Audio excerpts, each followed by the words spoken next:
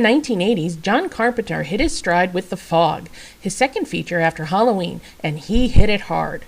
Starring newly minted Scream Queen Jamie Lee Curtis, Adrienne Barbeau, and well-known actors Hal Holbrook and Janet Leigh, The Fog is a ghost story that can still scare the crap out of me 30 years later.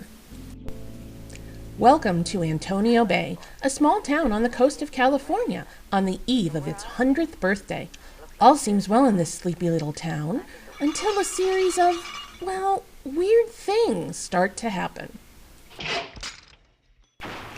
First, a stone in the church wall spontaneously pops out, leaving a hole and scaring the Jesus out of Father Malone, the town priest. Inside the hole, he discovers his grandfather's hidden journal. While not a jump and squeak kind of scary, it lets you know that far weirder things are on the way. Next, Antonio Bay local Nick Castle picks up a young hitchhiker named Elizabeth. They engage in some delightful banter until something smashes the windshield of his truck. Like any young lady who's been frightened by things smashing against the windshield, Elizabeth ends up sleeping with Nick. Whatever, it was a way to get sex in there someplace. Meanwhile, out at sea, 3 drunken fishermen find themselves in the middle of a thick fog, complete with its very own ghost ship. You know these boys better sober up and fast before... Oops! Too late. The body count begins. The next morning, the son of hot radio DJ Stevie Wayne is distracted by something shiny. It turns into some driftwood. Get your facts straight, Wikipedia. It's a plank of wood, not a brush. That's from the remake, which he takes to Mommy.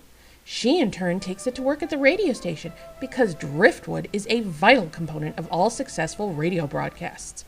Hey, how else is it going to get there, people? Give John some slack. At the same time, Nick and Elizabeth are in search of the fishing boat that failed to come in. Obviously, it's the boat that ran afoul of the ghost ship, and what they find on board is a bit icky. Father Malone, who has spent the day reading the journal, tells the mayor that Antonio Bay is not the great place everyone thinks it is. His grandfather and the town founders tricked Captain Blake of the clipper ship Elizabeth Dane to run aground to steal his gold. Oh, and to prevent lepers from moving in. Property values, I guess. Malone warns her that if they celebrate the centennial, they're going to invite trouble. Malone is not the only one who knows trouble is coming. The plank of wood Stevie's son brought her begins to leak water. When it reaches her tape recorder, the voice of Captain Blake gives her an ominous warning. It's like an albatross around the neck, no more like a millstone, a plumbing stone, by God. Damn them all. Now all bets are off as the fog brings Blake and his crew into town for some much-needed vengeance. Who will live, and who are the remaining 3 who must die? The Fog is a true example of a slow burn. It starts off gently ominous, leaving you to wonder what evil is afoot. As the movie goes on, and Blake's vengeance starts to manifest, the suspense and your heart rate rapidly increase. Add in that you never really see the deaths, and your imagination goes into overdrive. Every ghost story you ever heard, be it on a camping trip or at a sleepover in someone's basement, is running through your brain. Combined with the sounds Carpenter uses, the effect is chilling. The Fog is all about atmosphere and the what-ifs blanketed in the swirling gray pea soup that becomes our setting.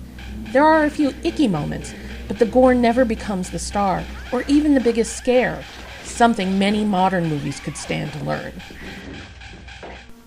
The acting is decent, with a good mix of new and established icons like Jamie Lee Curtis, Adrienne Barbeau, Hal Holbrook, and Janet Leigh of Psycho fame. Always dependable actors Tom Atkins and Charlie Cyphers add the right mix of everyman to this cast of cursed townsfolk. Getting a hold of The Fog is easy, thanks to Amazon. For God's sake, please do not get the craptastic remake, or Captain Blake will come and kill you on general principle. Even now, I can't watch The Fog late at night or on rainy days. Call me old-fashioned, but the things we don't see in this film are far more terrifying than the things we do.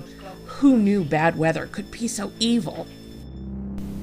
For Nostalgia and Headless Critic Films, I'm Marie Willette Anderson.